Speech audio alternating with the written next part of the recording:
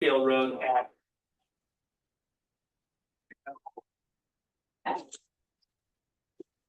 But that's in all my other my database too, so.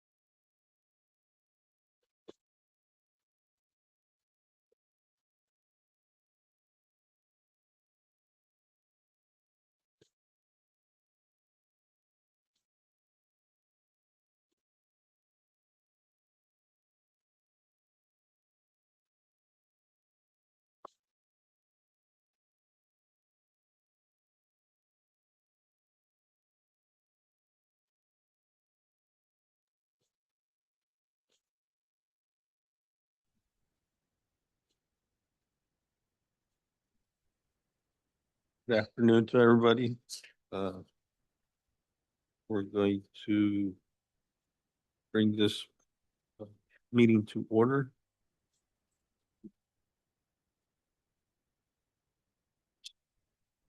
We're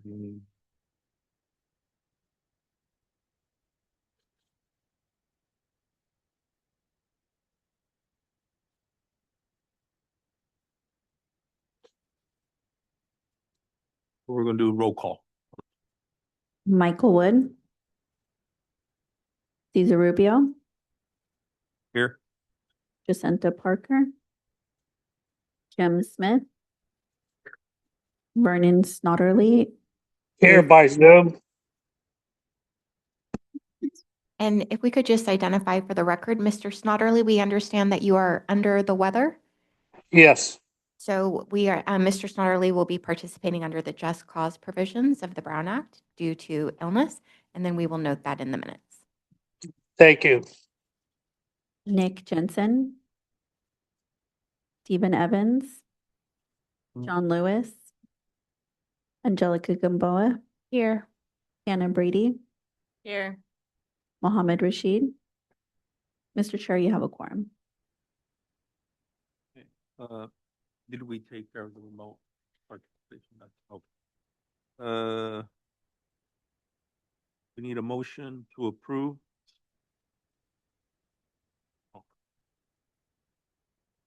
Public comments. Do we have any public comments?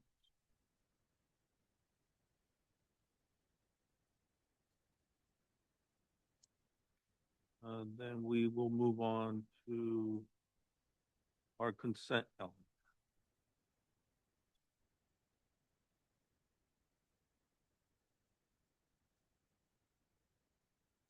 We need a motion to approve the minutes of November 13th, 2025.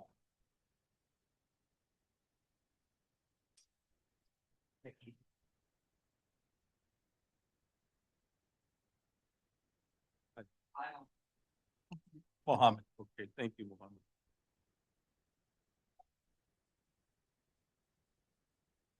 Do we need to roll call?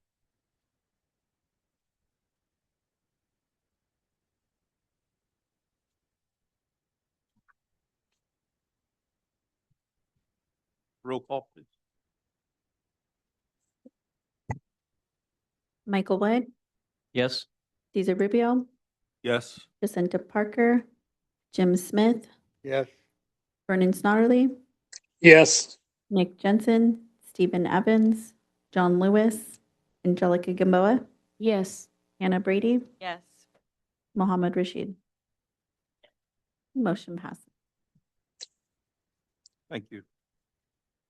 Now we move on to discussions and actions.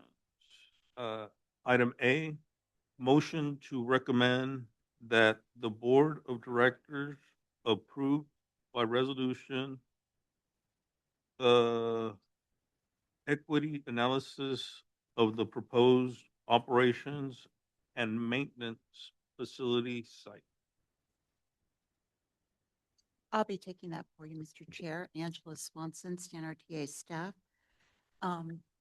So this is an analysis for your review. You are part of our, as typically will happen, where it comes to you for review, part of our public outreach, and then it goes to the board for approval and action. In this case, and next slide, the site equity analysis is required as part of Title VI, which Title VI, as many of you will recall, is part of the Civil Rights Act of 1964, providing that no person in the United States shall, on the ground of race, color, or national origin, be excluded from participation in, be denied the benefits of, or be subjected to discrimination under any program or activity receiving federal financial assistance. And the grounds under which we are subject to Title VI is we are a recipient of federal funding. We are therefore required to implement policies and procedures, including this type of analysis under Title VI. And this equity considerations are typically what you have received from us before, having to do with the equity and fares that are charged on the various types of services, as well as the way where and how frequently we provide service to our transit riders. But it also applies to where we site, the sites we pick, and the facilities that we develop to do our transit activities. And the bottom line that we have to accomplish with an analysis like this is to find there is no disparate impact on minority populations, meaning that they either benefit less or impacted more greatly than white populations. Next slide. So the typical site equity analysis has four considerations that you look at. One, ideally, the analysis takes place before you've even selected a site. In our case, we're going to walk through where we used a different process due to the difficulty in California of being able to select a site and have it stay on a market through the government process. There is an alternative process called a protective acquisition that sped our ability to get our site through without having done this analysis. So we'll talk about what kind of led up to getting the site, because we still want to show, even though we were allowed an alternative, the protective acquisition, to show we still aligned with the appropriate procedures under Title VI for going forward with it. Secondly, we want to look at, as part of picking the site and then developing the project, are we going to make, by being in a location, more burden on an area than it should handle so that it has a disparate impact? So are we a cumulative effect that's problematic? Number three, we have to look to see if the site we're picking or that where we're developing the project is going to create undue impacts. And then the last thing is that we have to show that we are conducting outreach to let people know what we are doing. So let's move on to the next slide. So again, in part of this whole site in doing it is, what are the criteria you're using and why do you need a facility? Can you justify it? Is all part of that first piece. And in this case, we have identified our need. You've heard a little bit about this before when we've talked about our properties and the new facility project we're doing, which is our operations and maintenance facility. First of all, since our creation, StanRTA exists 100% in leased facilities. We don't own or have control and the benefit of owning anything. The existing yard we're in, we are so grateful that the city of Modesto continued to allow us to lease the bus yard space over at 1609 8th Street. However, that facility was designed to hold about 95 transit buses. Just by merging the buses we have together, we now have 138 buses, and we are projected to grow within the next 20 years to over 200 buses. And we're only talking about the buses, not any of the other fleet vehicles, maintenance vehicles, any of our other vehicles. So we have undersized space, undersized maintenance facility. Also, with the changing technologies that we're dealing with, we do not have the capacity for, say, 200 vehicles. That site cannot develop the electrical infrastructure that could be needed for battery electric vehicles charging, nor for the hydrogen fueling facilities that would fuel hydrogen batteries. So those are problems. Additionally, we know we need new space because operationally, our TransDev, our operating contractor, is split between the transit center and the bus maintenance facility, which is really inefficient communication for staff. Also, in ideal circumstances, the transit agency and the contractor are co-housed so that there's a better flow of communications back and forth. We are in, as an agency, in lease space that we have rapidly outgrown. So for all these reasons, long-term, we know it's a good idea to be housed differently. We quantified our need for this, and not just by me telling you, through two studies that we have recently done. The first was our zero-emission bus rollout study, a required study by the state of California that talked about how would we make the bridge to go from fossil fuels to electrified vehicles and to be zero emission. And that quantified and looked at what would be the minimum site requirements we would need. And then in our facility master planning process that we undertook in 2024. Next slide. As a result of this first study through the ZEB, we identified again impartial criteria for choosing this site, which were developed again to meet the test of non-disparate goals in developing where we should go. We knew we needed at least 12 acres. We needed to have relative proximity to fixed routes. So in other words, it makes no sense for us to be out in the middle of Grayson or beyond Waterford for that proximity for providing services. It's not a compatible place for us to be. That meant we needed to be central to the urban core where the bulk of our transit services are provided. Obviously, we do not want to be in residential neighborhoods or abutting them if we can help it. We don't, and we would rather be in business and industrial that's zoned for our type of use so that we're in a compatible space, thus minimizing any impact on minority populations. Also important that we are free of hazardous waste or contaminants, and that there's obviously utilities capable of supporting the size of facility and the size of operation we have, with the electrical and the hydrogen being really key drivers in the ability to pick sites. And so we move on to the next one. We refined that even further through the master plan, and we realized that we needed up to 16 to 20 acres, not just the 12, because that 12 was looking only at existing capacity, not projecting forward, looking at what we need. We needed capacity for a 200-foot vehicle fleet, including the 60-foot long articulated vehicles that we would be, those are the ones that look like the accordions, the double buses that you see in cities, that we would be using on bus rapid transit routes, which also made that siting more difficult. It needed to be for a diversified fleet, hydrogen fueling station, and that we needed to have a site that could handle a staff of over 400, which includes the parking, the movements back and forth, and that we needed to be prepared for possible consolidation with Turlock in the future. There's no, not to say there's any active plans for it, but wise planning over a 20-year window says we should be prepared for what consolidation could look like of activities. Next slide. And again, we're spending a lot of time on the site, but because we've moved through and had acquired a site, we're recreating the history so you understand how we did this from an objective lens so that there was not a disparate impact. So we have a map that's a little messy to see, but when you look at it, it shows the 16 different sites we went through and lost in the course of a year. Site after site after site. One site we found, the first site we fell in love with was called Graphics Drive. It's just off the industrial area. That has a lot of biohazards on it that are contained, but if we had to dig more than 3 feet deep into the soil, we were not, it was inadvisable for us to be there due to the nature of the cleanup. It was a brown site that's being cleaned and things done with it, but it was not suitable for a transit purpose.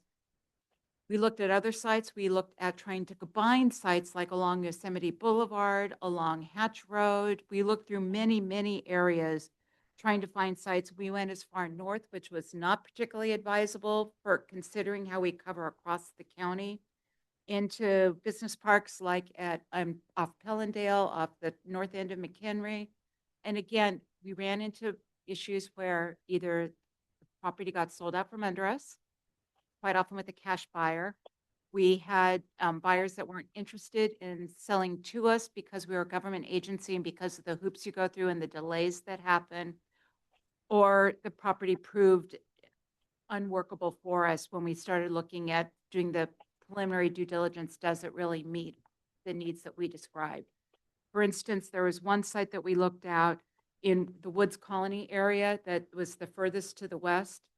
And that site was about 7 miles outside of town and going along the road that we'd be doing it too great an impact for the area, although it was orchard area that could have been converted over.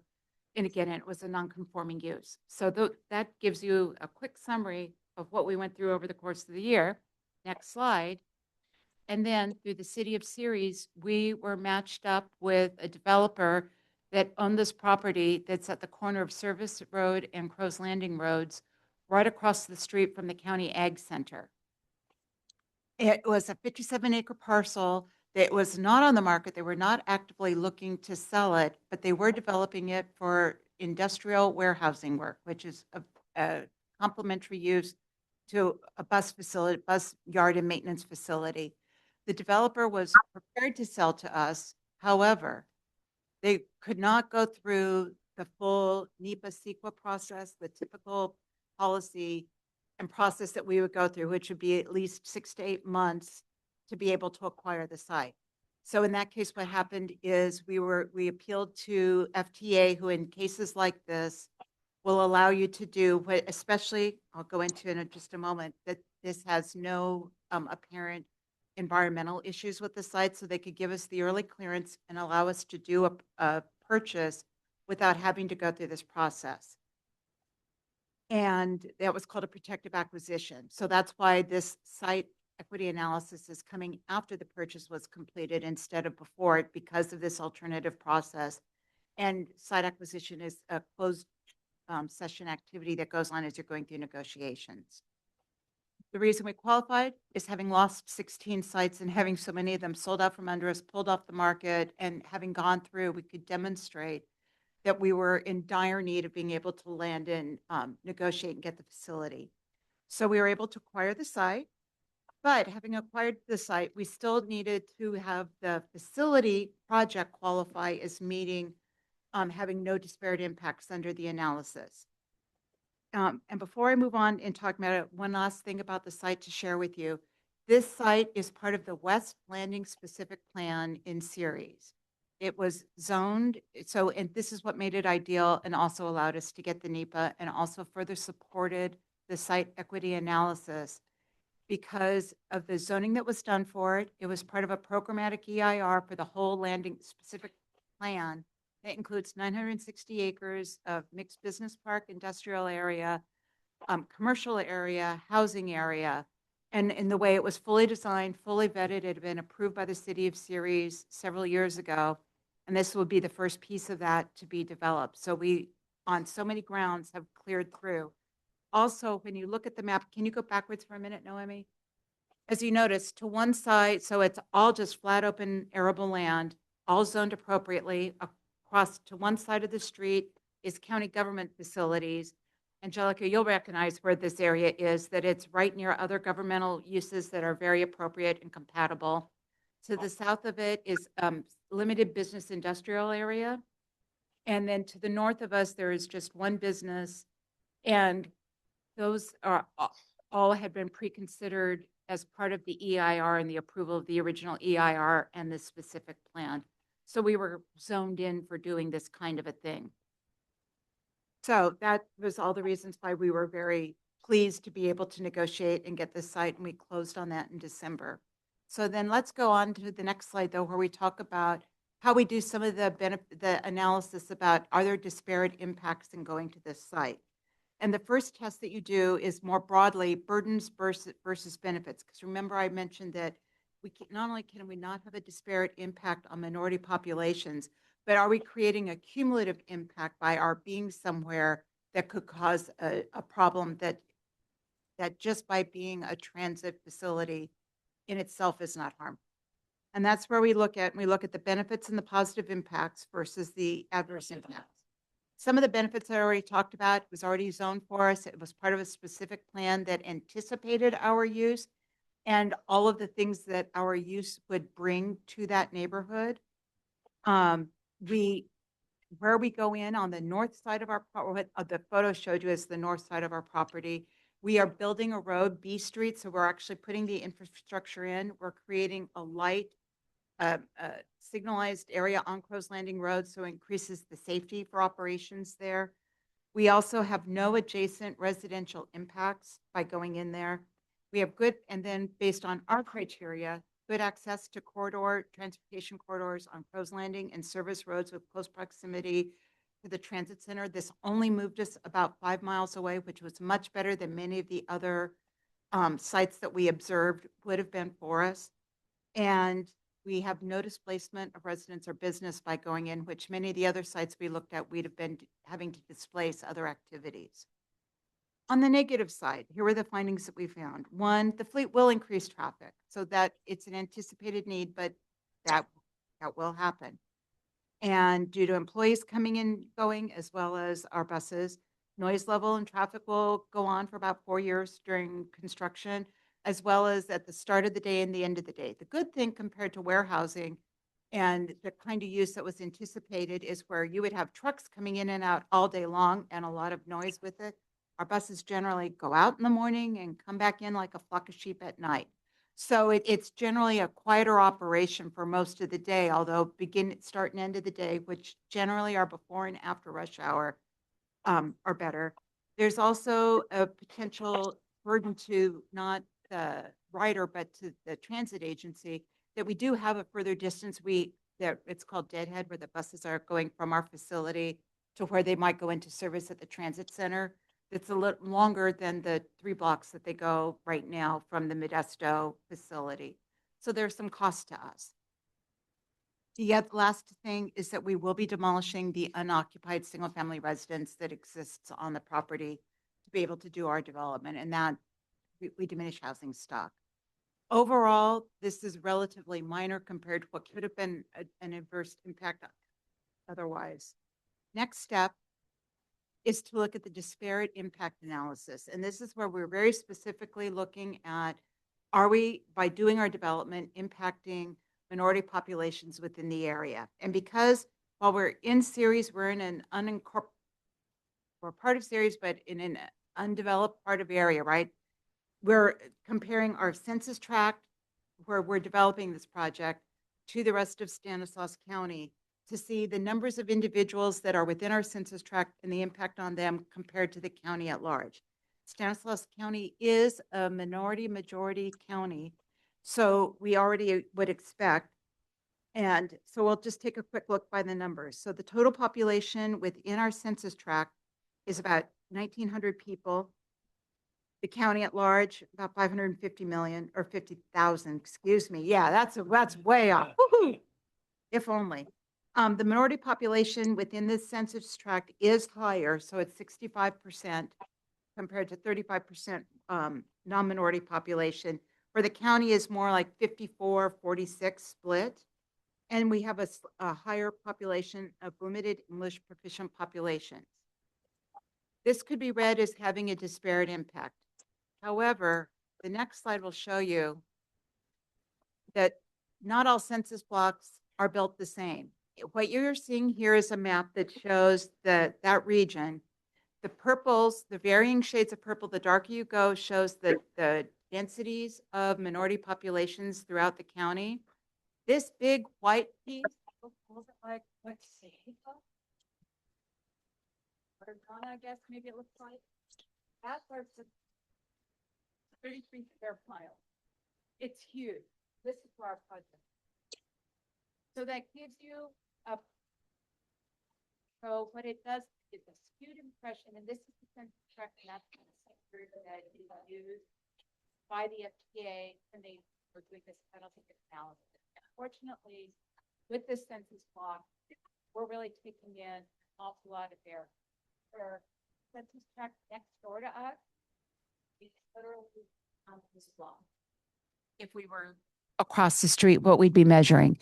So while there are impacts, our finding is that this is a huge area of population impacted, but it's very rural, very gone. And we would be hard pressed to say look how close it comes to Patterson, that someone living here would experience disparate impact of this project. So we were comfortable in saying that while this number shows something that's alarming, if this was, right, a smaller, more condensed area, when it's taking this much space, it's information, but it is not proof of a disparate impact.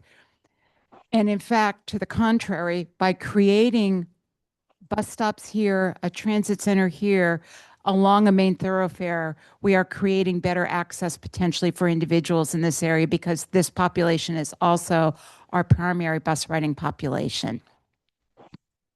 So that's a long way. Let's go to the next slide. So then we come to the summary of our findings. So we evaluated the site's demographics, found no disparate impact, both in the process we used to acquire the site or in developing the facility. There is no residential population of note within proximity to the site. There's no cumulative impact to businesses because this is not planned, or there is nothing there, and everything that is there was planned to work with this specific use at this specific density. And only the previous property owner provides the same type of services that we are putting in, which the developer, the half of the property parcel they kept has the same use we have. So we'll have compatible uses with no further cumulative impacts. And there's the summary is that we find no disparate impact for the proposed location at 3807 Crows Landing Road, nor for the proposed operations and maintenance facility that we want to bring in there. And thank you very much. I know that was very long, but this is a lot of steps to explain to you. So I thank you for your patience. Are there any questions from the committee? Sure, I can give you one. I love that, Ms. Hannah. I go out here pretty often because I'm at a regular meeting at the Ag Center, so I'm very familiar with this little section of Crow's Landing. Does that mean, is there going to be any intentional planning? Because the benefit center, the county center, all of that is out there, very high traffic, I'm assuming, and I don't know the current bus route system, but is there potential for us to be better serving that or differently serving at routes coming in and out? And my other question is, how's the route to the transit center in Modesto? Are you getting on the highway, like going back up Crow's Landing, getting on the highway and getting off? I will answer part of this, and then I'll turn it over to Lucian, our transit planning guru, and our boss Simon to get into some of the detail. Yes, this will improve service. And again, CSA and those spots are already important areas for us to do, made all the easier by the fact that we have buses that are coming in and out of there every day, doing a stop.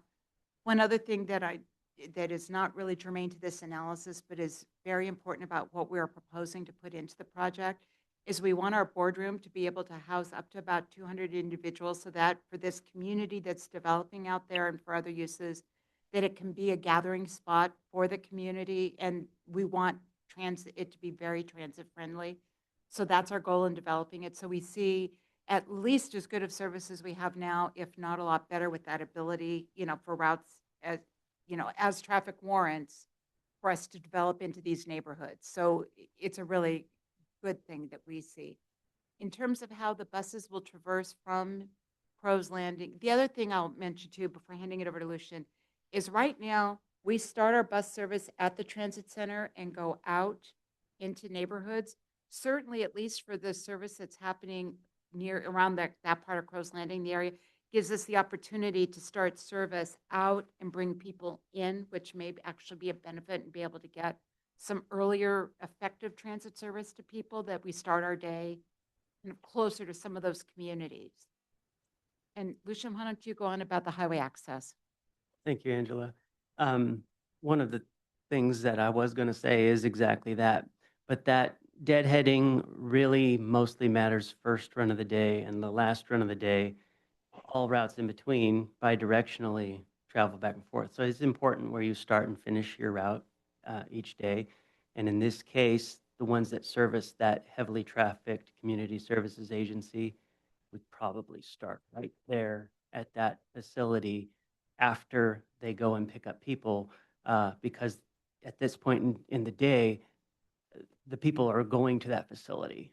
And in the evening time, the last run, it would make sense to go out from there. And then you come back to a certain point at which you pretty much realize, okay, the studies show that our passenger drop off and the bus is empty statistically from this point forward. You can end the route there and bring it back home. So you just do the study based on the specific locations. But in general, we bring all our buses down to the transit center because it's 3 blocks away, and we start outbound. But people are coming to Modesto at that point in the day. So we foresee in the future we'll deadhead buses out to the starting location, bring them all in. And just add, we monitor that with our contractor, and if there's other routes to get us there quicker, we'll use those. We adjust a lot on deadhead.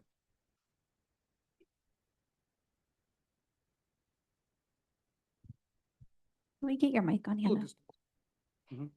Sorry, I just said it is going to be a big adjustment. And there's a lot of opportunities as far as highway access is concerned. Routes that will need to go to Turlock and Patterson, which we currently do. Obviously, those are closer now, several miles closer. Routes that will need to go to Modesto, I would envision them starting out at the transit center and then heading up North Modesto and Salida. You have more opportunities when you centralize, and the geographical center of our county, not the population center, is more in line with this new property. Our first run of the day starts around 5 a.m. So the buses are leaving very early. So if you think about kind of having to get on 99 for a little while, it would be a real nightmare if our bus service was starting at 8 a.m. and we had a fleet of about 60 buses trying to get between there and downtown at about that time of day. So fortunately, we're way ahead of it. Then they're on their routes doing their usual, as Lucian pointed out. And then road improvement projects that we have in the decades to come, which is going to be in alignment with the life of this facility. This is a long-term facility. 4-lane roads all along service. A lot of Crow's Landing, I believe, is planned to be 4 lanes, 2 in each direction. And so we'll be in alignment with those. We'll have some major corridors at direct, as soon as you pull out the driveway, you're on these major roadways. And so you can effectively get to where you need that bus to start. And same thing with bringing it back in. The driver can get off the clock. You're not paying for unnecessary time behind the wheel. There's a lot of benefits to this location.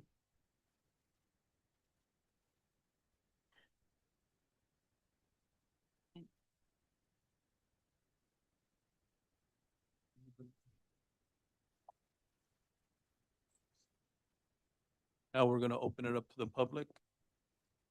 The public have any questions? Yes, lovely.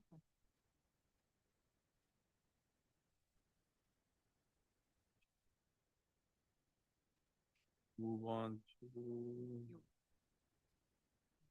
the motion.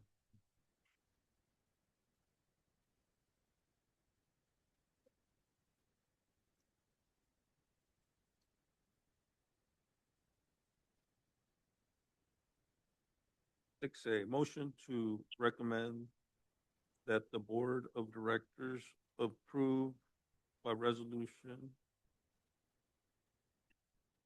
the equity analysis of the proposed operation and maintenance facility site. Oh, move. With the roll call? But we need a second. A second. We have a second. Now we can do our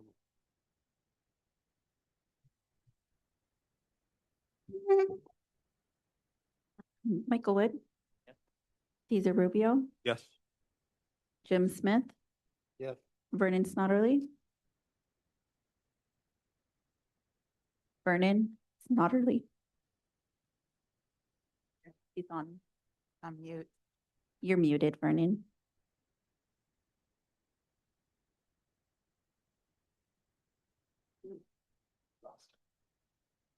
I'm going to come back to Vernon. Angelica Gamboa, Yes. Hannah Brady, Yes. Mohammed Rashid, Yes. and then Mohammed, were you able, I'm sorry, Vernon, were you able to take yourself off of mute?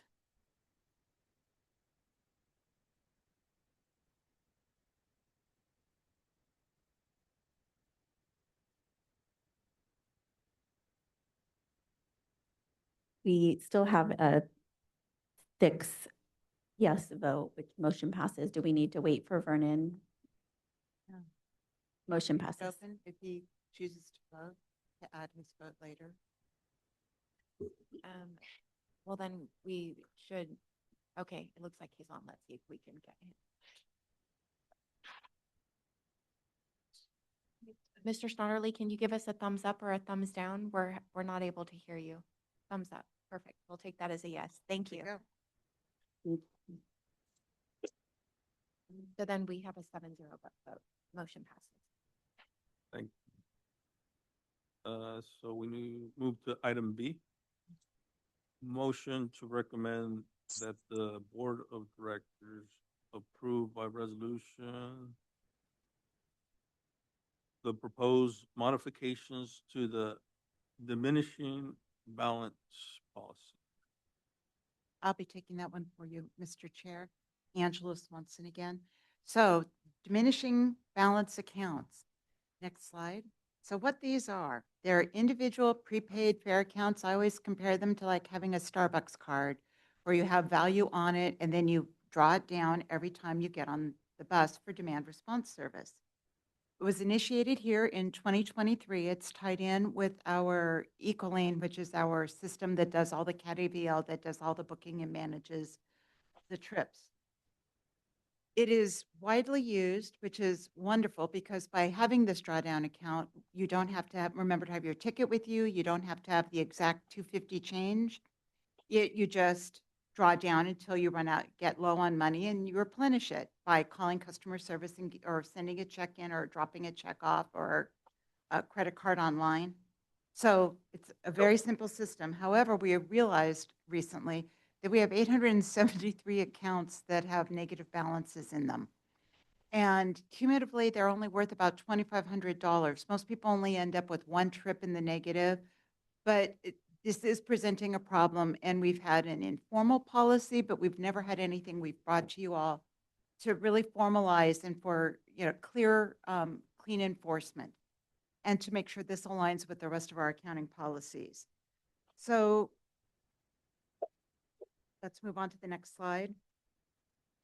One of the other things that has prompted us to make these changes that are prompting us to bring it to you now is that we also have most of the tickets for folks riding on demand response, or most of the rides are connected with program sponsors, whether it's for health services, day programs, work, or other agencies, social service agencies.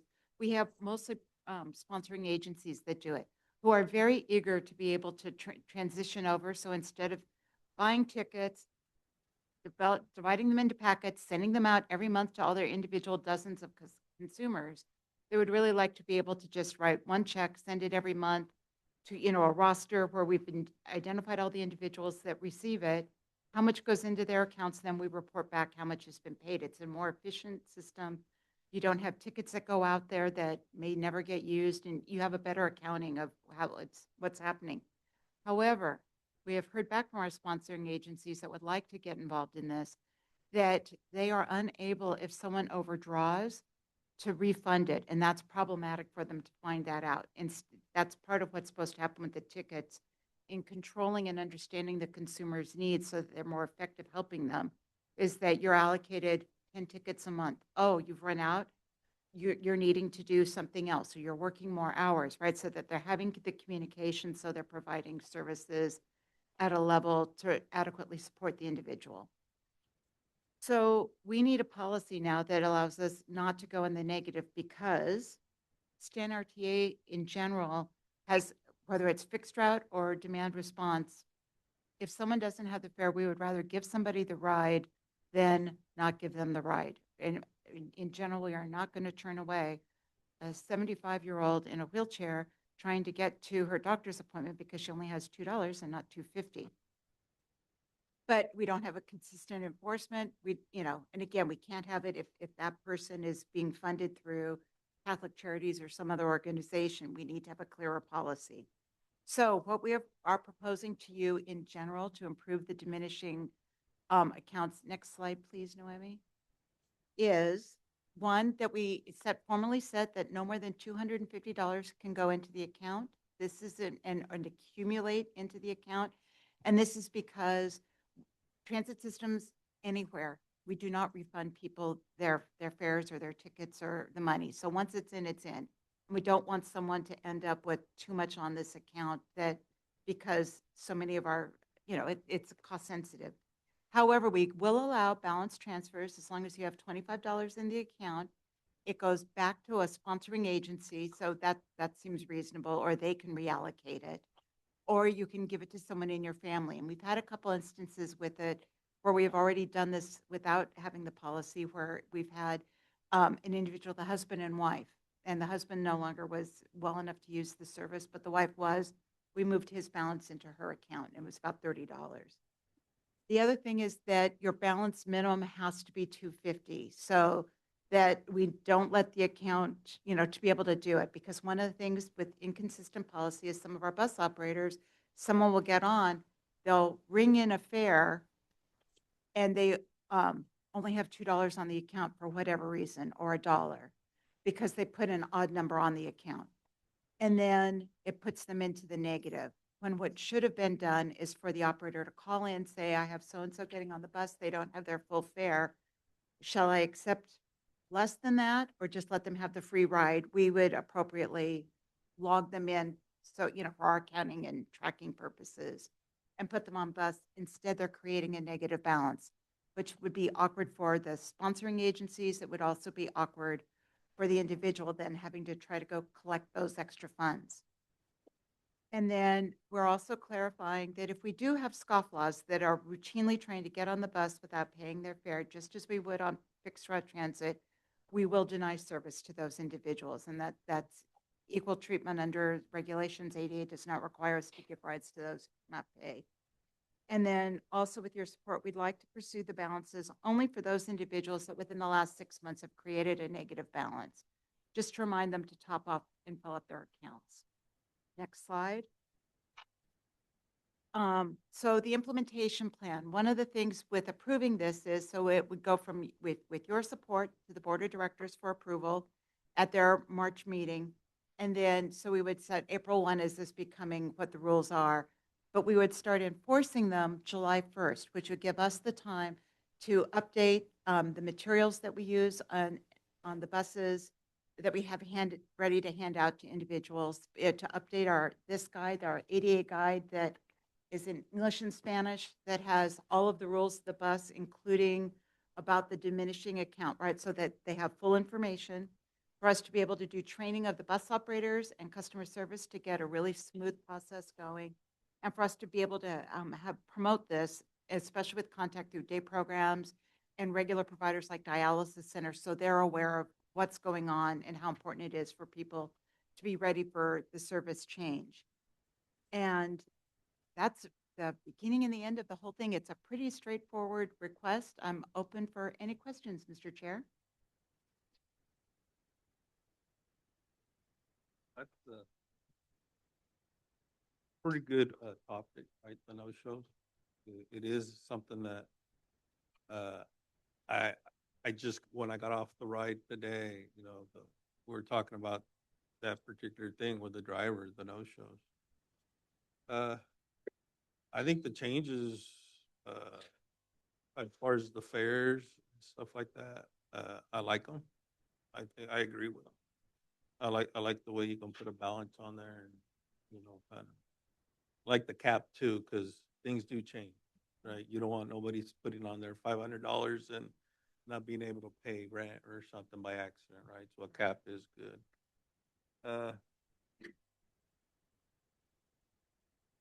Any questions?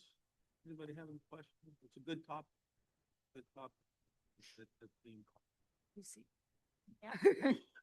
Miss Hannah, how can you leave us? I have a couple questions. One, I'm understanding that this is just for the paratransit. That's correct. Um, my next question is for the balance transfer, what constitutes a qualifying family member and why not open it up more broadly just to like a named recipient? Because we have people in the older adult field, people have IHSS providers that aren't related to them, Mhm. that they might want to transfer it. They might have grandkids that aren't related to them but are, you know, important to them, not a blood relation. They might just have a neighbor that they'd like to have it. So is there a binding reason why it has to be a qualified To be honest, no, there really isn't. We wanted just to keep it manageable to do, but there's not a reason that it couldn't be transferred to someone else who uses the service and is already a qualified user. And would look, what I'd like to do is research just to make sure that there's not a problem in the transfer. Certainly not under statute, there's not a problem, and under the ADA, there's not a problem. But just to double check to make sure we could do it, I would not, managing the program, have an objection. The key point is not doing a refund, right? Because that is problematic to us. Imagine trying, and that we stick it, that it's that $25 minimum because of the time and energy involved in having to do the, I that- think all of that is great. I think Yeah. just from an equity standpoint, we very common limit Yep. benefits to family member, and that's really arbitrary. Right. When it is and when it doesn't have to be. Or maybe give them vouchers for the service. I know we don't do the tickets anymore, but No, I think we could just make it, we'll take it under advisement, and we think that's a really good idea that, so I would suggest that looking to management here, that we could move forward with it as long as we didn't find some impediment, and if so, it would be included in the staff report to the board. Okay, great. And then, two more. Hmm? How are those decisions made to give someone, to let someone ride with a partial fare or grant a courtesy trip? with this- Somebody wanted to address that more thoroughly as someone who's got 30 years in the business running front lines too, just how we really work that out. Yeah, so what happened is dispatch will go ahead and accept the ride, let the driver accept the ride, and then they'll inform us that it has happened. And then what we'll do is we'll reach out to the passenger, let them know that they should have their full. We track the individual through our system. If it's something that's happening over and over, we'll send them a letter saying, you need to stop doing this. So basically, it's granted. Yeah, we Unless it's would like not- a repeat, yeah, if it's someone who's just continuous repeating, then we'll send a letter out to them. and that's all documented. Yeah, we do that on the fixed route side in a way as well. Once the driver identifies someone's doing the same thing, we'll start to go after them in writing. Okay, and so, that would be a similar process then for folks with substantial overdraft. Right. That would be documented, they'd be given a notice, Right. be a process. Because this, what it is here, it doesn't say the process for how that would stop, it just says that it would. Right. It goes for the same for the no-show or cancel the door. Those cost us roughly about $68 a no-show. Yeah, so we definitely document those as well when we send letters out. Okay. That is all. Great questions. do we have any more questions? Comment on the policy? I didn't realize it cost so much. Okay. I'm guilty of one last night. Well, that's because you guys didn't answer. Hey, you guys did show up at over a half hour. Well, then it's not a real no-show. If we're a half more than a Well, half hour no. late, we're out of the window. But it's, you know, it not having that communication that late. And I think that the latest you guys are open to 7. So it's like a hit and miss, right? Yeah, on the other side of that coin, our contractor receives, LDs for that, for being late. So they'll be penalized for that, for arriving to your decision. Thank you. So yeah, definitely, I think it's a great opportunity for anybody who has any comments or questions. This topic doesn't come up often, right? Once it gets, you know, done with and it comes around again, it might be a while. So definitely, if you have any concerns on any of these policies, now is the time to bring it to attention. Well, how many- I have one. Yes, sir. Is there a way that we can better communicate with dispatch? Because sometimes the app doesn't work and they don't realize that someone canceled. And when the driver calls and dispatch says, "Oh, we don't know if they canceled," it's not showing up on their computer if a person canceled. I've had that happen as well. And it's usually due to either connection Yeah. or what part of a building you might be working at.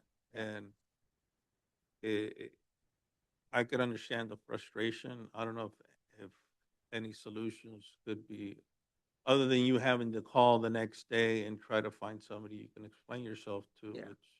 which We are isn't actually, always, I'm sorry, I didn't mean to interrupt. isn't always, you know, the most fun experience because they are super busy on customer service. Oh, yeah. I mean, I've waited my fair share on there trying to get stuff. The other day I waited 10 minutes. No, I'm there with you, you know, and it does take the effort of us having to call and try to get the no-shows either reversed or looked at least, right? We are actually meeting with EcoLane next week, and we'll definitely put this on our, agenda with them.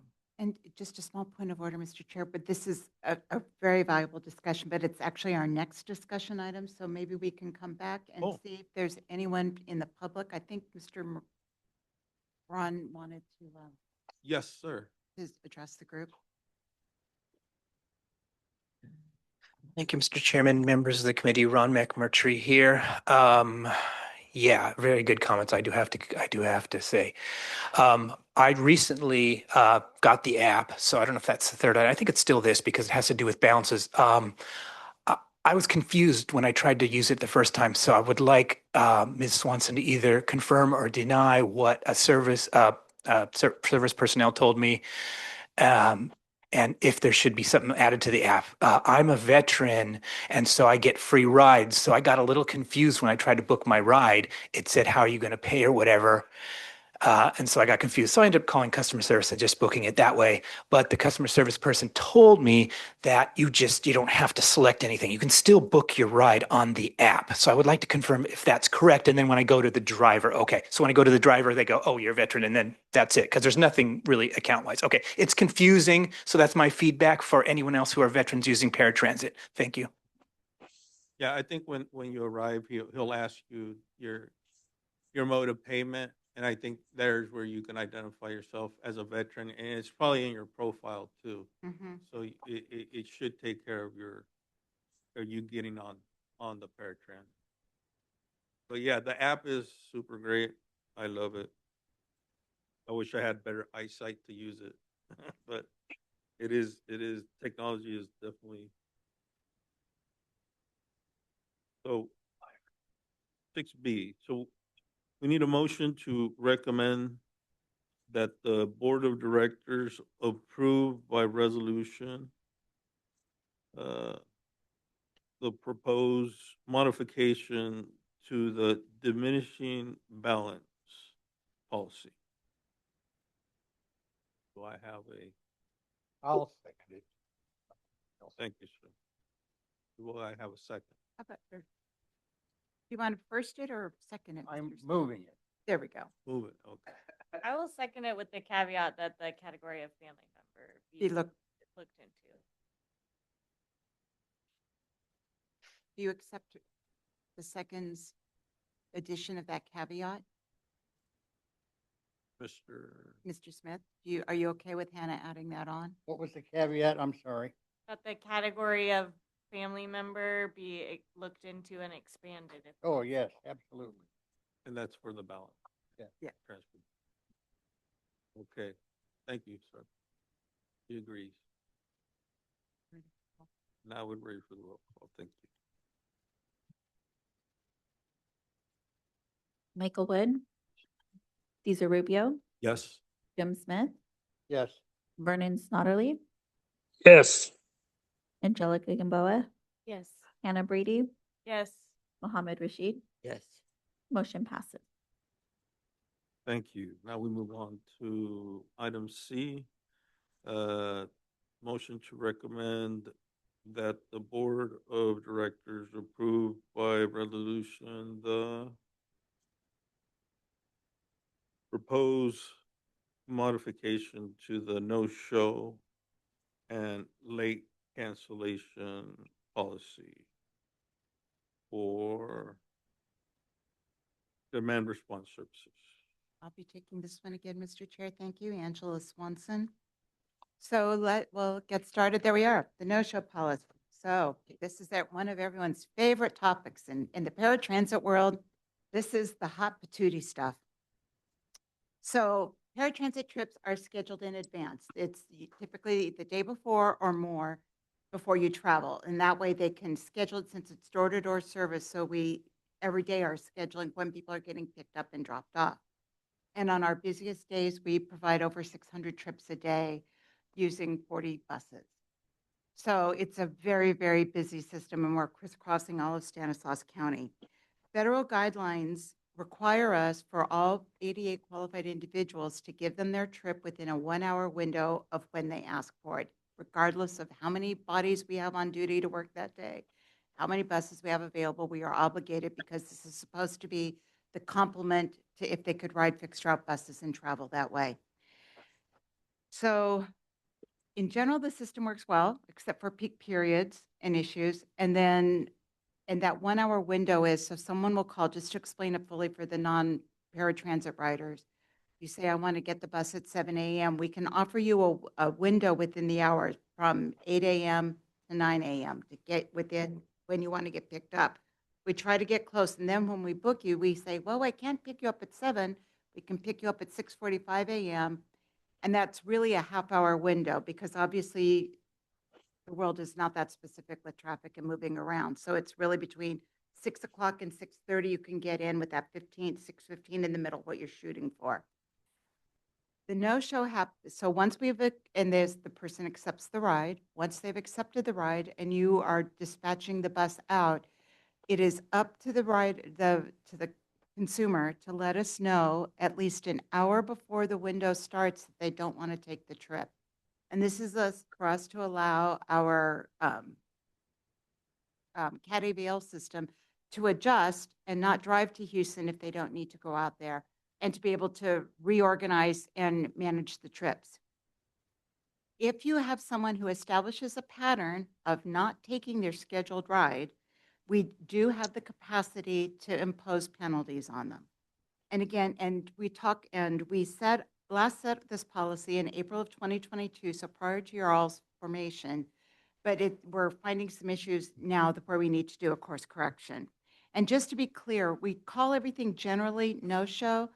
So a no-show formally is when we go there and you don't get on the bus, whether we're picking you up at the grocery store, whether we've gone to your house, you're not there. A late cancel can be someone who comes to the door and says, I don't feel like going to school today. I'm staying home. Or they call less than an hour before their trip. So they're no-show and late cancel, but informally, it's all the no-show policy. Next slide. No-shows are an important factor because this is a shared ride system. It's inefficient. It deprives other passengers of the ability, like that person I just told you wanted that 7 a.m. pickup. They don't get the 7 a.m. that they asked for. We having to negotiate it up or down because there are other people that have already been booking trips, and 40 buses can only be 40 places. It can't be 47 places at 7 a.m. So we're having to constantly make adjustments, and our paratransit riders in the room will be able to tell you that they spend longer on the bus, they get picked up earlier than they want to be just for this shared ride accommodation. Or I'm sure we'll hear a little bit more about it. Even though it's a small portion of the rides, it's only about 4% of the trips. We had 5,300 no-shows last year, in the last fiscal year, and that had a cost impact to the system of almost $365,000. And that's lost productivity that could be used, again, benefited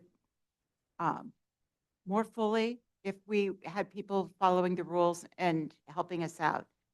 Everyone misses a trip occasionally. That's not the problem. It's for the chronic no-show individuals. And what we are finding is right now enforcement of the current policy is not curbing behaviors. And so we're looking at some modifications to help that. The other thing to mention is although the policy was adopted in 2022, it was not enforced through until middle of 2024. And even then it wasn't strictly enforced until about the last year. Because we had so few vehicles and so much demand, and we had a lot of problems with getting an adequate supply of drivers. So we weren't actively enforcing penalties against people who were no-showing because we didn't feel the system was reliable enough that we wanted to try to enforce penalties. But having done it, here's where we are with how it looks currently. And part of what we have to fix is that we found out there are some problems with the language that slipped by us in all of this on what the no-show policy is. We found out that there is confusing language in the rules that we need to clarify and clean up no matter what. So right now, the way we're set, if you look at the left-hand side of the slide, is if we have find that there's a pattern of suspensions that you're having, the first infraction would be that you would be suspended from service for 7 days. Second, 14, 21, up to 30 days. If you continue to be somebody who is regularly and routinely no-showing your trips, you could be suspended for longer periods. We are frankly up to the point now where we have several individuals that are at 30 days that are just willfully and continually missing their trips.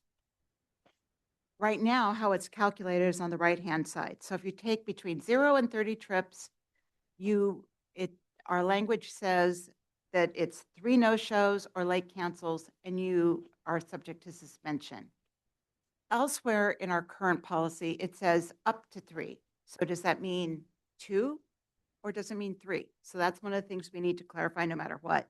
We also do that over 30 trips, it counts as 10%, which is kind of a silly demarcation with it because it doesn't really until you're nearly at 40 trips make a difference. So it's not that big a deal, but it's just inconsistent in how we're enforcing it. Also, we found that in the current guide, our table says 7 days, but our narrative says 3 days, suspension for suspension.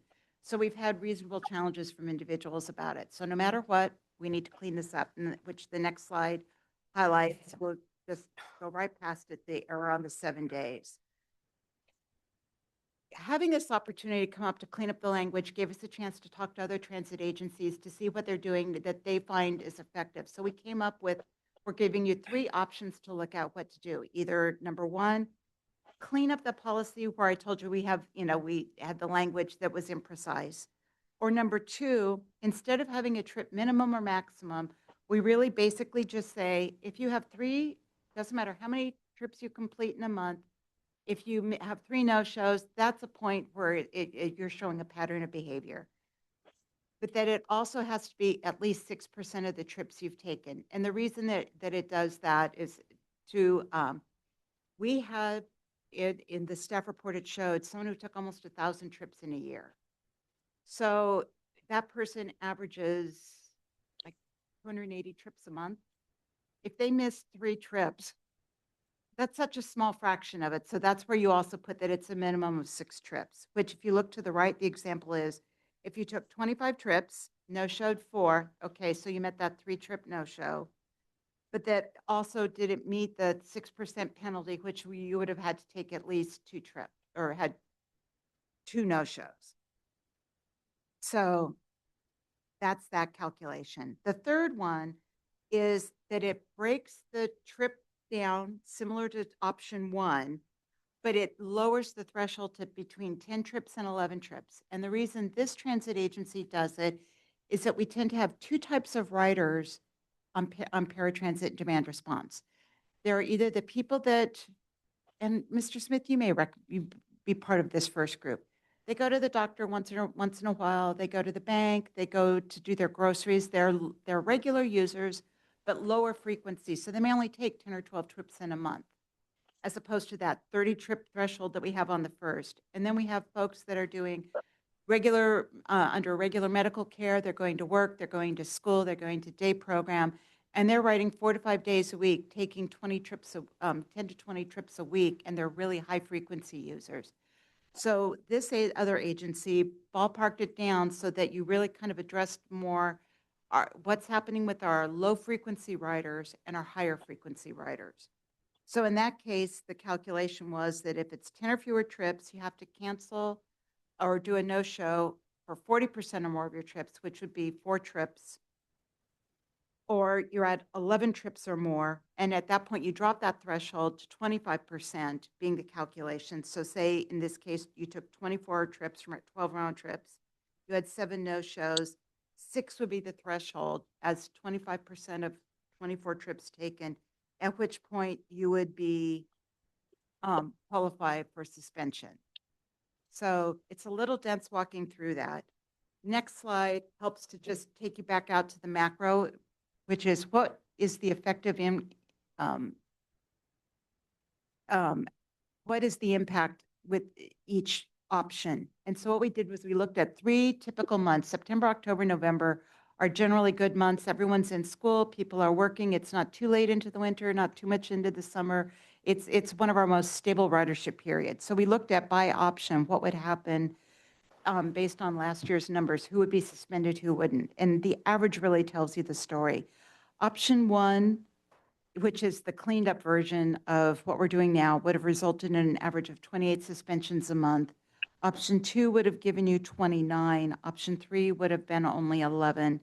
And the current option with the inconsistent language would have gotten you 25, which is what we actually processed. Next slide. Our preference is to go to option 2, where we're not managing minimums or maximums, because as we look at it, we think, one, it's missing the scope of the problem by only effectively hitting 11 people.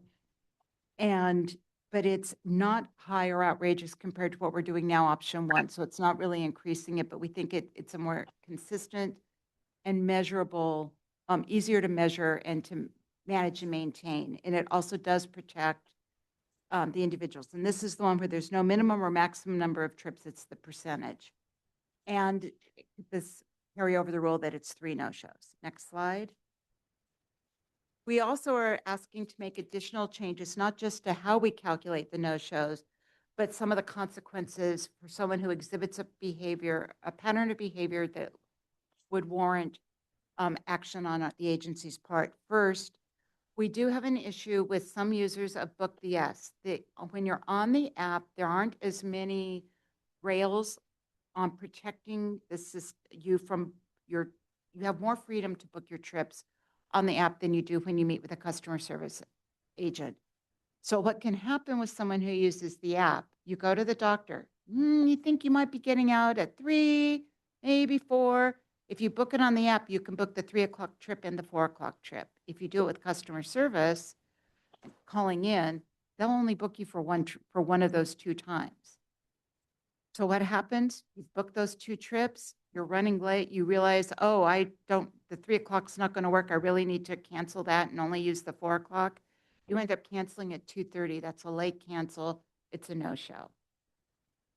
So what we would like to do is, if we see that someone has a pattern of no-shows, that it's tied with using the Book the S app, that we restrict their use for being able, for a period of time, to be able to book using the app because of the problematic usage of it. Secondly, right now, we are very lenient. Under the ADA, it doesn't matter why. If someone is showing up, why they use the service, if they are showing a pattern of no-shows, we can deny them service for a period of time. Right now, we have several individuals that are, particularly those who are at 30-day-long suspensions, who are still allowed to ride for their medical trips, because we have been uncomfortable with canceling not allowing someone to take rides to life caregiving appointments such as dialysis, oncology appointments, other kinds of medical care. We really need to be able want to move forward and be very clear with individuals that that will be a consequence now. Again, it is in line with the ADA. It has been fully within our right to do that all the time. We have just chosen not to because we really didn't want to take that consequence. But when someone is at the point, they're on the 4th month of consistent no-shows, and they're up to a 30-day suspension, but not suspended at all and able to take the rights they most need, we're not getting their help in making the system work better, and it's harming other individuals riding the service. Lastly, having talked about negative consequences, we'd like to start implementing a positive consequence, which is that for every 24 trips taken within 90 days, as long as you get no-shows in the middle of it, you get a free trip, and with a maximum of 2 trips a month. We made it a 90-day period and 24 trips, trying to look at those low-frequency users. It may take someone who only takes 1 or 2 trips, 1 or 2 round trips a week, 2 to 3 months to rack up being able to get a benefit. And then again, for someone who rides, like for a day program individual that rides 10, 15 times a week, they could rack up a lot of free things. So this felt like a happy medium where we can pass the reward and the wealth around and show people our appreciation for their responsible use of the service without it being too costly to the agency, nor without it, accumulating too much for individuals. And again, next slide. Like everything else, we are looking at implementing the policy with your support or amendments to the policy to the board so that it would be effective April 1, that we would begin active enforcement of the new policy in July, and in the meantime, do similar outreach, updating of marketing materials and informational brochures, and doing the training with customer service so they're well informing our riders, and doing the same with operators. Obviously, anyone who's getting no-shows will start getting advised or has ever gotten a no-show in like the last 6 months. We will also notify them by mail directly of the changes. And having spent a lot of time on every rider's favorite topic or favorite bane, I turn it back to you, Mr. Chair, for the committee's discussion. That was a lot. That was good. Any questions on the no-show policy? Any comments?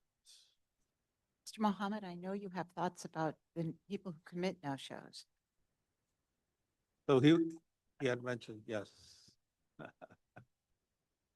My thing is, if you want, it should be up to 2 hours before a ride, because I remember back when it was in the county, it was 2 hours before the ride.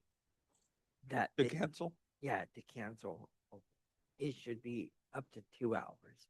I don't know, I think we'll get more no-shows that way. Yeah, it actually works. So just to make sure I'm clear on what you're saying, if we push it out to 2 hours earlier, we will have more people with no-shows. Because this says you can go all the way to within 60 minutes before your window starts. Whereas before it would have been 120 minutes Now, before. if we went to 45 minutes, probably less. Yeah. We'd have a few less. So I'm guilty of a lot of no-shows, especially here in the last 3 months. My sight changed. So being able to read my phone, especially with the app, because with the app you can't pinch it, you can't make it bigger. Sometimes accessibility, sometimes technology, you're just not connecting to Wi-Fi, will do it, or the internet. So I've had the 59-minute, be under the gun and get the no-show. So I have suffered the consequences of me not being able to cancel on time. So it does get difficult, especially because if your medical changes, it's like my sight changed, so I was having those big issues during the 3 months. But reaching out is usually the way you can fix it, and talking to somebody on the phone. Good luck on talking on somebody on the phone within 30 minutes sometimes, it depends when you call. Exactly. So that's the frustrating part. I have no problem. I think I've been doing a lot better now since I got my prescription glasses. So it took me a bit. I haven't got that. I got a no-show last night though.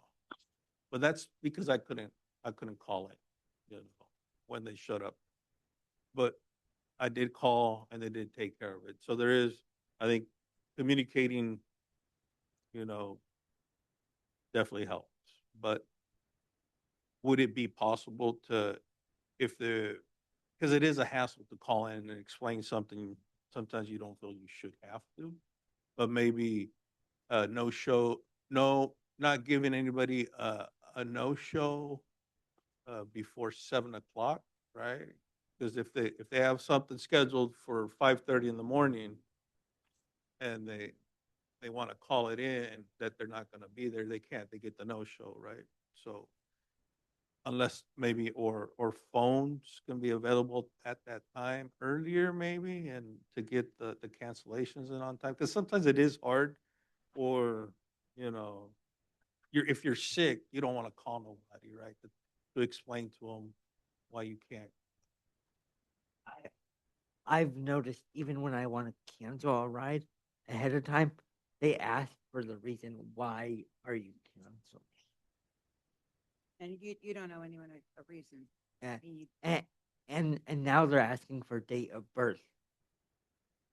Oh, I think they're doing that because it's easier to look up your account. But yeah, We have that is several a person. individuals with the same name, and we have actually, and so just, we're asking for date of birth now, just to clarify that you're that we Who have you the are. right person instead of, I think you're the only Mohammed we have with your first and last name, but we have several individuals with similar. How many, Not, how many Jim Smiths Oh. do you have? I think we've got 4 of you. Yeah, no, you only got one of. Real names. I don't know, maybe another type of identifying other than the birthday. I know I don't like giving my away either. I mean, I don't even put it in my McDonald's app. I'll put like I'm, from 38 or whatever. I don't like giving out my birthday. I could see that. Any other more comments, questions on this topic before we move on? Just, we will happily follow up on, I think the point being brought up about the phone lines and doing it, have given me and I can see Mr. Herrera is also writing down some notes on it, on some things that we could do to maybe improve the flow. You should be able, after 7 PM, when customer service closes until 11 PM, dispatch is supposed to be picking up the phone to accept the cancellations. They can't do customer service functions, but they can accept a cancellation and do that because they're putting together the routes for the next day. So it's appropriate to accept it. But we can maybe improve what the message taking is. And also in the morning until from, 4:30 AM that we first have them there, all the way until 7 AM when customer service opens, if we're supposed to have the ability for those calls to be accepted. We will follow up to see what's going on with that, or if there's just a message box you could go into to leave the information where we could timestamp it to simplify that for you. So we will follow up on that separately. As this, I don't think that should interfere with being able to make a decision to move forward on the item or not, but we will follow up on it. Yes. If I may add, we actually record the calls and we have video. So we could scroll back to see exactly what happened. See if there was anyone in there. We were really busy. We're ignoring the calls. We're able to do that. Okay. Okay, we're gonna do, Or going to a motion, if we could go to public comment on this item? Oh, I'm do we sorry. have a public comment? We do. Yes, sir. Thanks again, Mr. Chairman. I wasn't expecting to comment on this item, but Member Rashid makes an interesting point that makes me think, I am so sorry, Ms. Swanson. You're so good at crunching numbers, and I do not envy you your job. But one of the things is, I'm a math person, and one of the things I teach my students is optimization. We do it with calculus, but we can do it with raw data. And I wonder if there's a way to crunch the numbers to minimize the cost to the system. What would be a optimal amount of time to give warnings. So, because see, if the time's only an hour, you don't have time to scramble. And now you've got all these assets out there using, agency money and stuff. And is there an optimization where you have the best savings, but, balanced with, still offering service? Are you referring, sir, to, The time to Cancel. cancel. From the Member 2 Rashid to the mentioned 1. 2 hours and the policy's 1 hour. And if someone actually cancels it very close to 1 hour, I'm thinking, oh, now there's a big scramble to what to do with the resources. And you have some other coaches out there and other drivers out there. That's a resource drain. I wonder if there's a way to figure out an optimal time. It might be something like an hour and 15 minutes or an hour 20, some weird amount, but Well- something that you could do with the data you have. If you take into account the I'm on just window, suggesting. it's almost hour and a half. Okay, it's just a Not so suggestion much to from, cancel, yeah. but to kind of have a, well, and then with the computer services that we use with the CAT AVL system, they actually are redeploying and moving a vehicle out. oh, So that the driver manifests are changing all day long with who's assigned and being rerouted and Okay. done. The problem is, again, when you start getting less than an hour, because we travel so many long distances, it's not as big an impact if you're traveling across Modesto and we're going to Sunrise and now you don't need to, you can go to Paradise Road. But when you have buses that are regularly going out to Houston, out to Ceres, out to Patterson and the like, yeah. and they're getting the notice 15, 20 minutes in advance, that's when it's problematic. Yeah, I recognize it's complicated, but I just couldn't help it. I'm like, you guys want to have savings, and we should always watch our budget. And it's just that's what occurred to me. No, I we just- appreciate it, and yeah. you're in line with the software developers that that support transit agencies across the country doing exactly Exactly. that. Okay, thank you. yeah, I like the idea about an answering service with timestamp. I think that would relieve the anxiety from the customer. They would be heard, that at least they're, because sitting on the phone, hearing the music for over 3 minutes, people either just not bother to do it or just hang up. Over 30 seconds is annoying. Well, The music. I have a little bit more grace. I'll give them 3 minutes, right? That's customer service 101. I'm always amazed when I can call anybody in this damn town and get music that sucks. But if I call the garbage company, I get classical music. Figure that one out. So any more comments before we move to our motion B? Yeah, sorry. If you guys were asking for an option, we have to pick an option, right? You have to in pick this? an option. Option 2, if that's what you're pitching, not a huge change from what we have currently No, it's not effective, which is good. in the to a degree. projection of, yeah. To a degree. Option 2, combined with being able to do, one, we think it's a simpler complication. It allows us to catch, because there are a lot of people who, having been caught up in getting a suspension, it definitely impacts them, and they're willing, and they're more diligent about their follow through. So 2 is a simpler calculation to be working with.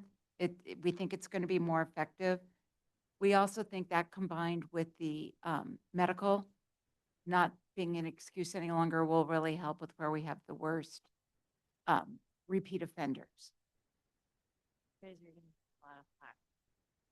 I am sure we will. One other thing, just I'm not sure I mentioned in the presentation, is that just to let you know the process. So say in October, the person incurred 6 no-shows, and they're a candidate for suspension.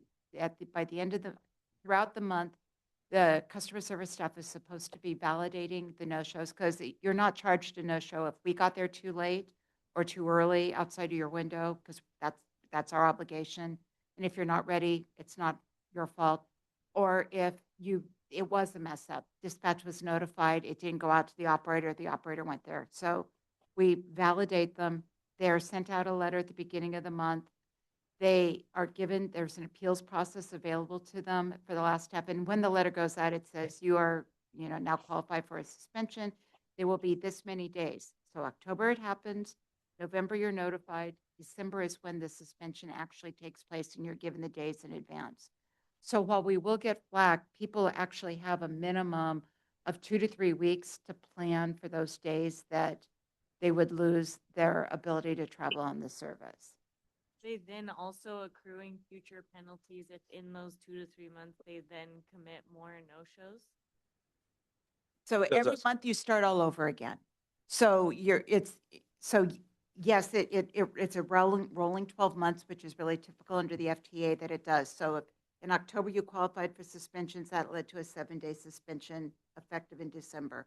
If you did the same thing in November, then it would be a 14-day suspension in January.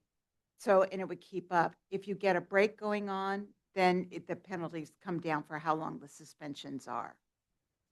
And there's 30 days in between suspension.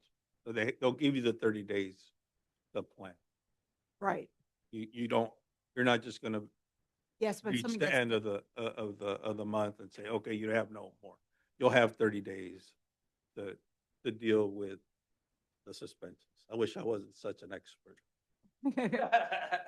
And again, for those that incur the suspensions, it is an inconvenience and it's a real problem for them and how they get along. Let's face it, no one starts with door-to-door public transit if they have a lot of other more convenient options. So they need the service. But again, they are causing harm to other individuals. And we have to remember in a typical month, we have about 1,800 to 2,000 unique individuals riding. And on a monthly basis, we're looking at suspensions to 28 to 30 people. So it's a small number, but that number does have significant impact on the system's operations, especially at those high peak times.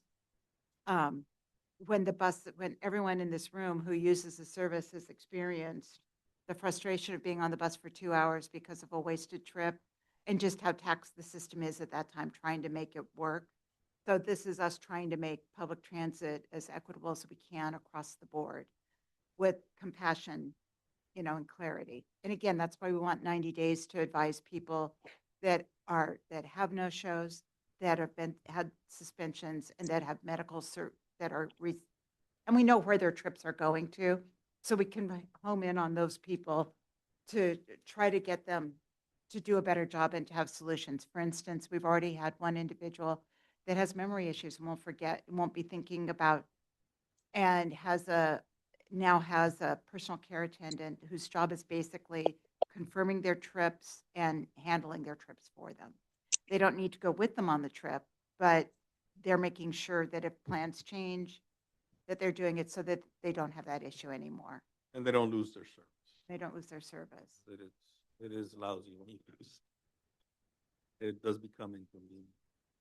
I feel if the option, can we put the options up there so they can kind of just, they need to refer back to them and, because we have to pick one, right? Yeah.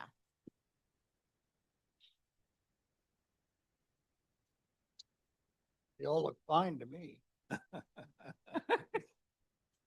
So I think if we do go for a solid number, no percentages, no nothing,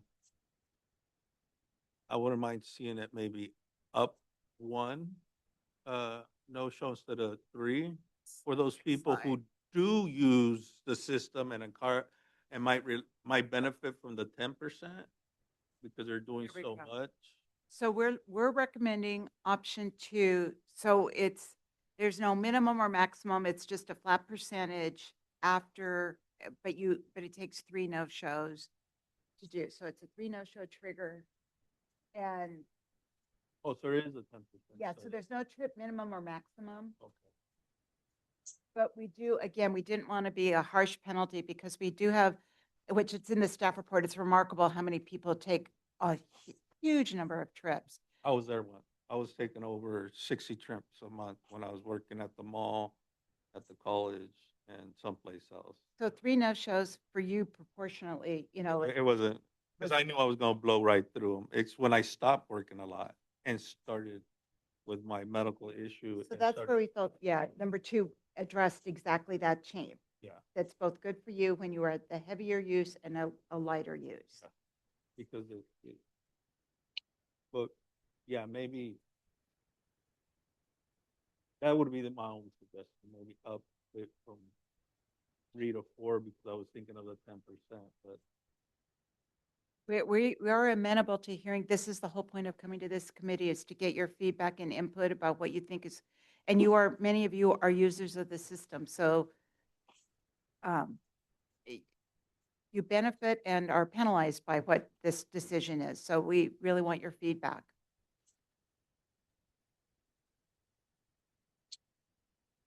This is Mohammed. I think the second one is the best one.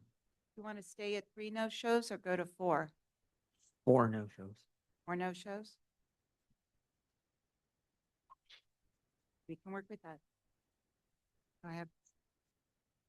Perfect. Thank you for that feedback. So with the change to 4 no-shows, so that would just give that end of it because I mean, some of us would take this services because we need the extra little help, right? So Right.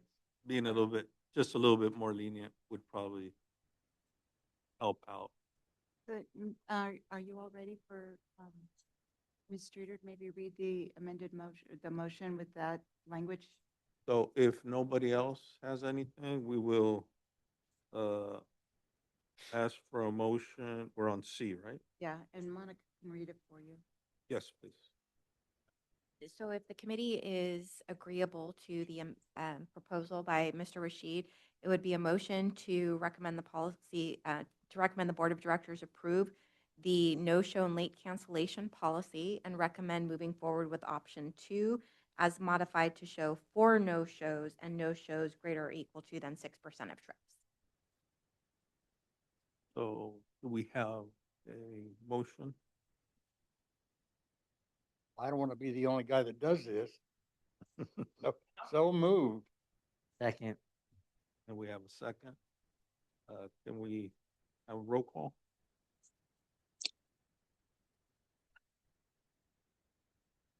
Michael Wood, Cesar Rubio, Yes. Jim Smith, Yep. Vernon Snodderly, Yes.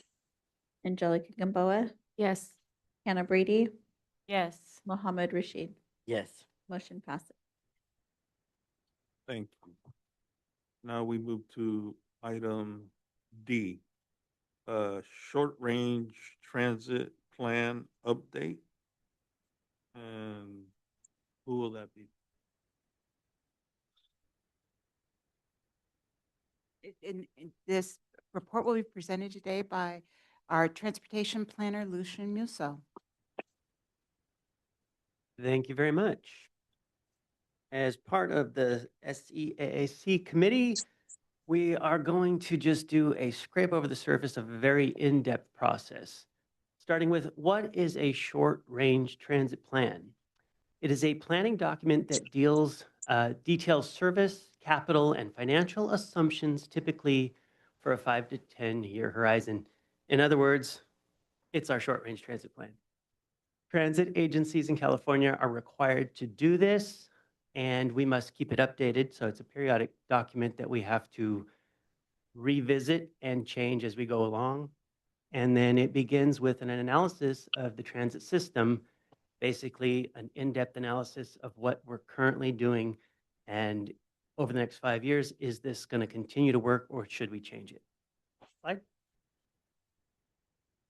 The existing conditions analysis is something that they look at our existing program, our plan, our system, and they pretty much say it like it is.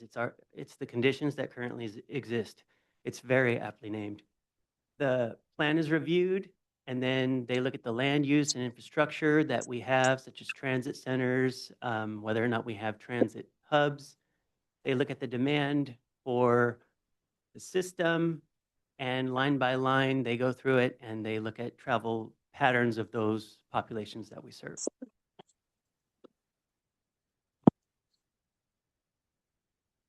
Now, the route and network design is looked at. StanRTA provides a concentrated service in the Modesto and Ceres area. That's where the majority of Stanislaus County's population is. And as you guys know, we serve all of geographical Stanislaus County with our fixed route service and then the complementary ADA paratransit services. So most local routes are direct, with some routes that are more complicated, complex, and that increases the travel time and the transfers from location A to location B. For example, if you live in Newman, you need to get to Modesto, you're going to make a transfer in all likelihood. And then we have some current challenges, and these are usually caused by a geographical boundary like the highway or the river. And so the only way to get two routes across that river is to take the same single bridge that you have across that river or the same choke point, which is along the highway, and get yourself over to that specific location you need to get to. And then you oftentimes see those buses diverge and go separate again. But again, these are geographical boundaries that we have. Some are man-made and some are naturally occurring. Go ahead. So scheduling and service availability, StanRTA schedules are easy to understand, and that depends on the person who's using them. So, you know, are these really easy for me to understand? Is this really written the way my brain would work? And that's one of the things that they have to look at. Serving the general clientele, do our routes make sense, and are they workable and easy to understand for the general public? So that's a goal that you achieve in your transit plan, and that's again looked at in the short range transit plan. And another factor is also the hours of operation. Do they make sense for the clientele? If we have primarily working individuals that ride the system, are we getting them to and from work?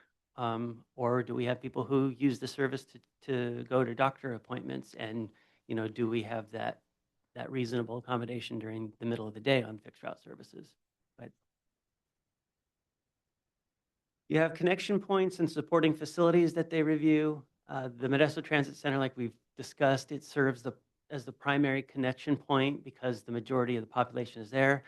Is it too far south in Modesto? And should we be moving that to a more centralized location that's further north from where it is now? Does it make sense to have passengers from Riverbank and Oakdale have to come downtown, make a transfer on a bus, just to go back up to McHenry Avenue North End? So all these things are being studied and looked at by a consultant firm named Kimley Horn. And they're the ones that got the competitive bid to look in depth at these things. And they've been working very closely with our project manager, Angela, in order to accomplish these tasks and look at these details in depth. So for the future, the route changes may warrant new satellite transit hubs, for example, on the topic that I just discussed. And would it make sense to do that? And can we do that with funds that we have on the horizon? Right. And then you're looking at route performance. You want to do ridership. You know, what we see is that ridership increased steadily for a while, but now that's kind of leveled off, and we have kind of a consistent ridership that we've got. And we know there's always ways to get more people on the bus. You know, there's 525,000 people in this county, but if we looked at it, just a small percentage of those people actually have ever ridden the bus or currently ride the bus. So we know there are ways to get them on. You have to also figure out what those ways are. What's the dangling carrot that makes you want to participate in the public transit system? And then you have service productivity. On several routes, we have extremely low productivity. So maybe we need to eliminate those routes and reroute them and take those service revenue hours and apply them to different areas. And again, it's not as simple as just, hey, let's change this and see if it works. There's a lot of study and background that goes into it to make sure you make the right decision, because it's costly to make those decisions. So you want to make them one time if you can. And the travel patterns of the transiting public, you have high activity stops like Vintage Fair Mall, but is that a high activity stop because we've been bringing people there and they're just used to going there and transferring, or is it actually a destination? It's not. You want to bring them to where they actually want to go, not where you've always brought them. And the fact that they've adapted to that travel pattern that we forced onto them. So again, people have a say in this, the community has a say in this, and ultimately this goes out to the community before we adopt new routes and new changes. But this is early on in the process, and that's why it's being brought up now, because this is the equity committee for our service. And then you do a review of general travel patterns. And again, they look at cars and where people travel, and you trade those cars for bus rides. We have 932 bus stops. That number changes on a weekly basis as we make small adjustments. But if you look at the figure there, it's 765% of those are within Modesto itself. And is that evenly dispersed? Again, I'm not going to answer that question because we have consultants that are looking at these factors like they are required to do under law. And then 56% of bus stops that we currently have a place to sit. And, it's long been our goal to have 100% of our bus stops with a location to sit, a place to rest while you're waiting for the bus. So in order to achieve that, right-of-way issues and ADA accessibility around it, if I only have 3 feet of right-of-way and I'm supposed to have a 4-foot path of travel, I have a difficult time putting a seat there. So, those are the case-by-case stops that we work on in order to try to get a place to sit at that location. And then we actually have a very high percentage compared to other systems. Almost 25%, almost 1 in every 4 stops has a bus stop shelter in our whole system, and that's very good. So we're pretty proud of that, but that doesn't mean we need to stop putting bus stop shelters in. And also we look at, are those at the most appropriate places? So bus travel is an ever-evolving mechanism, and a stop that's busy this year, in 5 years, that stop could kind of be a ghost town. We have to continue to monitor our system that way. Go ahead. And then on-time performance, it's very important. So you see that the goal of on-time performance is 90%. That is the holy grail of on-time performance. That or above, you have a great on-time system. And you usually shoot for high 80s, but if you can achieve that 90% on all your routes, average of 90% or greater, you're doing really well. And the topic there says more than 80% of routes are at 55 to 75 OTP on weekdays. That indicates that there's room for improvement. And do we have enough buses to run all the routes, to keep the service going, and boost that up to our goal of 90% or greater?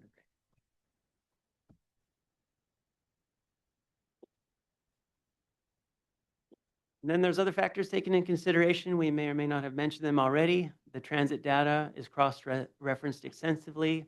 You have various factors that contribute to whether or not people are bus riders, their age group, youth, seniors, people who cannot drive because they are too young to get a license, they have a medical condition, they choose not to drive, they can't afford a car. So many different factors are all weighed out. Population density of an area. You have a lot of rural areas in this service area, which is 1,515 square miles.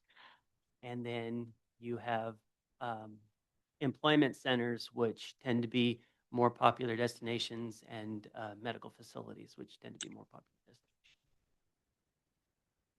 There's guiding principles for the short-range transit plan. One of the focuses is that we should be reducing our costs by about 15%, which translates into revenue hours. We have to preserve coverage as much as possible while achieving that cost reduction, and we have to prioritize our productive services. Redundancies are the first places that you want to target. That's what we've been having Kimberly Horn look at is, where can I ride the bus, but there's also another bus route nearby that should be my alternate bus route instead of the one that I'm currently riding, or vice versa, which one's nearby that I never use and shouldn't be as close to this route. It's needed somewhere else on some other street. And then they'll be identifying, they have been identifying places where we could do these more local routes so we don't bring people across town twice just to go back to a few blocks from where they were. And that would be accomplished with these satellite hubs. We have the base recommendations on the data that's already been provided, and then incorporate community and staff input. And you guys will see this launched in the future, not too far from now, where they have to go out to the public because it is required to get that input. Okay. So what are the next steps? Well, finalize the proposed network, which is restructuring our current system to be more efficient, more effective. And we'll preview at the May board meeting. We'll have the public input and evaluation timeframe. We're going to move on to local planning agency meetings where we meet with the cities and say, hey, here's what the public wants. How can we make that work in this city and that city and the unincorporated areas? And then we'll have the feedback into the plan that all gets fed back into the consultant, Kimley Horn. And then we'll have board approval, which will tentatively be in August 2026. And then finally, you'll see an implementation of service changes sometime in 2027, but the date is to be announced. That's where we're at, folks. Do we have questions? Thank you for your time. And this lets you know, catches you up on the existing conditions. Last time we told you we were starting that work, gives you all the summary of everything that we found.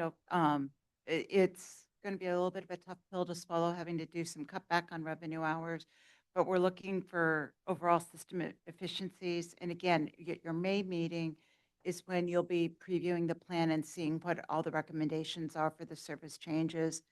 And then it'll spend the summer out getting public input and opinion to shape it, just as on several other items today, your input shapes what the final plan looks like. That's the mark of good public service, I think, is starting with a solid plan, getting that input, tweaking it so it really meets the needs of the public, that to help us identify where the strengths and weaknesses in the plan are, and then coming up and approving the final plan. And that, Mr. Chair, if there's, again, any questions? Any questions from our members? Comment? I think it's great that they're looking at, is there somebody? Where's he at? Mr. Ron, yes. Thanks again, Mr. Chairman. Ron McMurtry here. I just want to connect some gaps here, or just one little gap I noticed. I noticed member Brady's comment about, since there's going to be a new facility on Crow's Landing Road, just FYI, Ms. Brady, currently Route 40 serves that area and only runs hourly. So the purpose of short-range transit plans like this is to take things like that into account and plan. So by the time that facility is in operation, there's more frequent service, because I'm sure Ms. Swanson would mention that these meetings, this committee will be meeting at that new facility. So obviously the transit agency is going to want to have more frequent service to that facility. Thank you.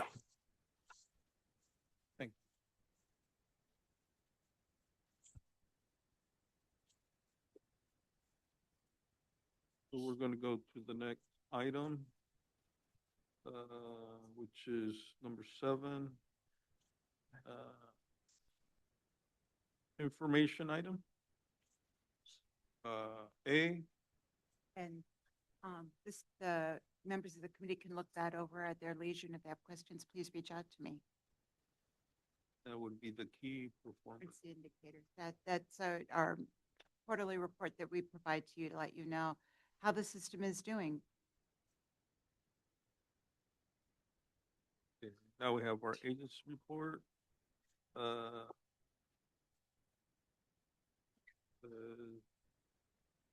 CEO report. Yes, sir. Mr. Chair, I can take that. I just wanted to mention 3 things to the committee. We're in the middle of Go Green Week, this week. So it's free rides on all the modes. So feel free to take advantage of this free week on our system. The next free time will be Earth Day, which is April 22nd. So next month. After that, we are still planning on doing the whole month of July. So that's coming up as well. Other than that, yesterday was Transit Worker Appreciation Day. So if you didn't get a chance to thank your bus driver, thank him today or her today for the great work that they do and the great work that they provide to our communities. But that doesn't preclude the administrative staff as well. So Angela, Simon, Lucian, Valerie that are here in the room today. So we're all transit workers, and they deserve appreciation as well because they do great work. And just wanted to recognize them and all the transit workers that are that are working to make this system great. So thank you. And that's all I had, Mr. Chair. Thank you. So now we have committee members. I have one. This is Mohammed. Yes, sir. So in January, I met with TransDev and the TransDev team, the managers and the operators. It was, to say the least, it was very interesting. I was met with unexpected hostility and resentment from the operators. The operators expressed significant frustration regarding their relationship with management, and they cited lack of support and felt generally unappreciated in their roles. I was very taken back by their reaction because I was talking to them about disability sensitivity and like customer service, and I was met with very Negative. negative feedback. Yeah, I've had the same experience. When you say operators, you mean drivers? Yeah, Drivers. yeah, the drivers. So, yeah. And it does get, I think our drivers are the face of the company, so they might receive more of the interface complaint, so that makes it more real, right? It's not like hearing somebody over the phone. They actually have sometimes somebody in front of them. Sure. Frustration will build up, when you're put in that customer service role, right? You're the face, so. Yeah. I think you can lose touch with customer service when you're talking about operators. Yeah. Because they have a different. But they're put kind of in that position to Yeah. be the face, even if they don't want to. Hopefully, when the new building gets in and everybody's all together in the same place, communication will be a lot better too. I think that's one of the main problems or remarks I've heard from bus drivers and management, that they're in two different locations. So sometimes communicating is even when they come in to see if there's any coffee around. Yeah. I've heard that a lot too. That it's just having two places for two different people, or for the same operation, but just in two different places. Yeah, Mr. Chair, let me address that. So unfortunately, our current general manager has resigned. His last day will be the 31st of this month. This is the 8th general manager, or we'll be seeking the 8th general manager since StanRTA has operated the service. So he's the 7th. He's the 7th. Yeah, we're looking for the 8th. One thing that we were going to do a little different is we're going to be heavily involved with the recruitment of the general manager. Normally, TransDev will say, this is your general manager.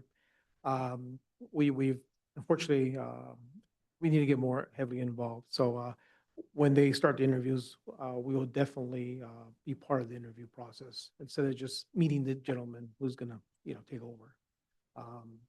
And then I can see the frustration. If you have 7 different individuals have 7 different ways of operating and visions, you're gonna be confused. So I definitely get why they're frustrated. Thank you for that. Anything more? Member report to share? Yeah, Share that I took the wrong bus because I was reading my book. Bus came up and I got on it. And then I ended up on the wrong side of Modesto. So I learned a new route. it happens. Okay, thank you. Any more reports from our members? Okay. I have a question, Yes, sir. Good time to ask. a little off the subject, but back in, I believe it was January, I called in to schedule a ride and was told that I couldn't schedule a ride because I had been removed from the list. So, As far as, so the question that I have to ask is, what is our relationship to move? we get qualified for the program from them. And it's every 2 years or every year? Every 3 years. So every 3 years, you have to renew your qualifications, I guess would be to be part of the program. And it's very simple. I think they can do it over the phone too. They did it over, Recertification. they did it over the phone, but it was a bit of a shock to my nervous system when they told me. You couldn't book, yeah. You're off. You should have got a notice in the mail 30 days before asking you to reach out. Somebody said that I had been removed in July. Yeah, because you probably got the mail in May, and then they give you 30 days to, at least that's what I got. I got 30 days to renew notice before it expired. And I didn't see it either, and I couldn't book a ride, so. That's 2 no-shows between you and me. You can have them. Mr. Smith, we're gonna look into Pull that. one of them. We'll definitely look into that. Okay, so if any more member reports, we will be adjourning. We'll see you again in May. Thank you all so much. Thank you very much.